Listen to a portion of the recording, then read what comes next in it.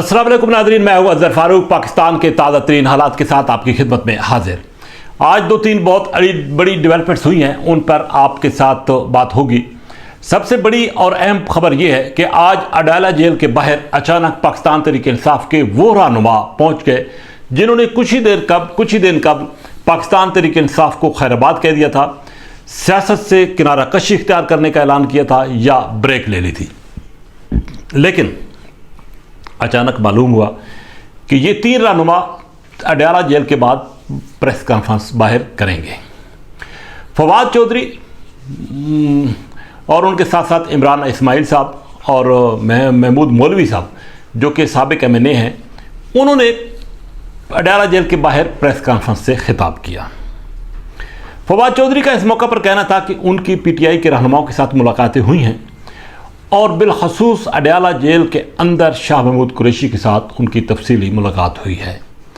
ज़राए ने यह बताया है कि मुलाकात एक अलग कमरे भी कराई गई और तवील मुलाकात हुई जिसमें मुख्तलिफ जो इशूज़ है सियासी उस पर तफसीली तौर पर तबादला ख्याल किया गया।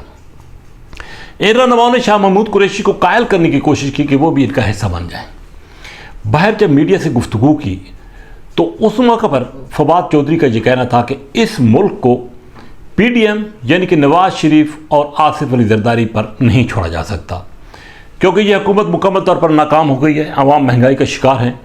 इसलिए उन्होंने फैसला किया कि वो अपना भरपूर किरदार अदा करेंगे और किरदार किस अंदाज से अदा करेंगे ये भी उन्होंने बता दिया। उन्होंने कहा कि उन्होंने PTI के मुख्तलिफ रहनुमाओं के साथ रब्ते किए, जिसमें असद कैसर, फ़ारूक हबीब, शाह महमूद कुरैशी और बाकी असद उमर, उनके भी नाम उन्होंने ले लिए कि वो भी आएँ और एक ऐसा हल निकाला जाए ताकि इस बुरान से भी न सिर्फ निकला जाए बल्कि PDM का मुकाबला किया जाए। फवाद चौधरी ने बड़ी अच्छी बात की है कि इस मुल्क को नवाज शरीफ और आसिफ जरदारी पर नहीं छोड़ा जा सकता और वो अब एक नई जंग करने को निकले हैं। अगर यही सूरत हाल थी, अगर PDM का मुकाबला करना ही था तो जहाँ पर वो बैठे थे आप लोग पहले पाकिस्तान तहरीक-ए-इंसाफ का हिस्सा थे, इमरान खान के साथ थे, तो वहाँ पर बैठ के अगर ये जंग लड़ते रहते तो आपका कद काठ यकीनी तौर पर बड़ा होता है। लेकिन ये सवालात अब उठना शुरू हो गए हैं क्योंकि आवाम जो है वो बखूबी समझती है कि ये सियासतदान अपनी मजबूरियों की वजह से PTI से अलग हुए। पहले इन्होंने सियासत से ही किनारा कशी इख्तियार की। इमरान इस्माइल साहब ने प्रेस कॉन्फ्रेंस में वाज़ेह किया कि अब मुस्तकबिल की सियासत से उनका कोई ताल्लुक़ नहीं है और सियासत हमेशा के लिए छोड़ रहे हैं। लेकिन अचानक आनन फानन आते हैं और एक मरतबा फिर अपनी महफिल जो है वो सियासी सजाना शुरू कर देते हैं। तो फवाद चौधरी साहब ने अगरचे ये बात तो की कि मुकाबला करना है, लेकिन जिस प्लेटफॉर्म पर खड़े होकर वो मुकाबला कर रहे थे वहाँ से तो वो अचानक भाग निकले, जैसा कि उस दिन लाहौर हाई कोर्ट के बाहर हुआ और पुलिस के डर से जिस स्पीड के साथ फवाद चौधरी साहब दौड़े थे, इसी स्पीड के साथ उन्होंने पाकिस्तान तहरीक-ए-इंसाफ से भी दौड़ लगाई थी और उसी स्पीड के साथ एक मरतबा फिर वापस आए हैं PDM का मुकाबला करने के लिए। लेकिन दिलचस्प बात यह है कि जिन लोगों के साथ उन्होंने बात की है, टेलीफोनिक राब्तों की जिक्र किया है, उनमें असद कैसर साहब ने वादे किया कि उनके साथ कोई मुलाकात नहीं हुई, कोई रब्ता नहीं हुआ। ट्वीट आ गया असद कैसर साहब का। जैन कुरैशी साहब जो कि फर्जंद हैं शाह महमूद कुरैशी साहब के, उन्होंने कहा कि फवाद चौधरी साहब अडाला जेल के बाहर जो तस्वर दे रहे थे वो बिल्कुल गलत है, यानी कि दो तो इनकार इधर से आ गए। फ़ारूक हबीब साहब का भी एक कहीं ना कहीं वो बयान चला है, उनका भी ये कहना है कि इन्होंने रब्ता तो किया है लेकिन अब ये इनकी अपनी मजबूरी है कि इमरान खान के बगैर इनका कोई सियासी वजूद नहीं है और ये चाहते हैं कि कोई ऐसा हल निकले ताकि उनको भी कहीं ना कहीं से इमरान खान की भी पदीराई हासिल हो जाए, तायद हासिल हो जाए और उनकी भी सियासी दुकान जो है वो चलती रहे। लेकिन बकौल फ़ारूक हबीब के कि ये दुकान अब इनकी चलने वाली नहीं है। तो एक अजीब व गरीब सूरत हाल है। फवाद चौधरी साहब उनके जो दूसरे साथी हैं वो खुलकर बता दें कि उनका एजेंडा क्या है, क्या वाकई माइनस इमरान एजेंडा है, तो खुल के बताया जाए, कौम को भी पता चले और उन लोगों को भी पता चले जो कि अभी तक PTI के साथ हैं कि उन्होंने इस एजेंडे को फॉलो करना है या नहीं करना। ये एक अजीब व गरीब की सी एक सूरत हाल है कि सियासत भी हो रही है और मुनाफकत भी हो रही है।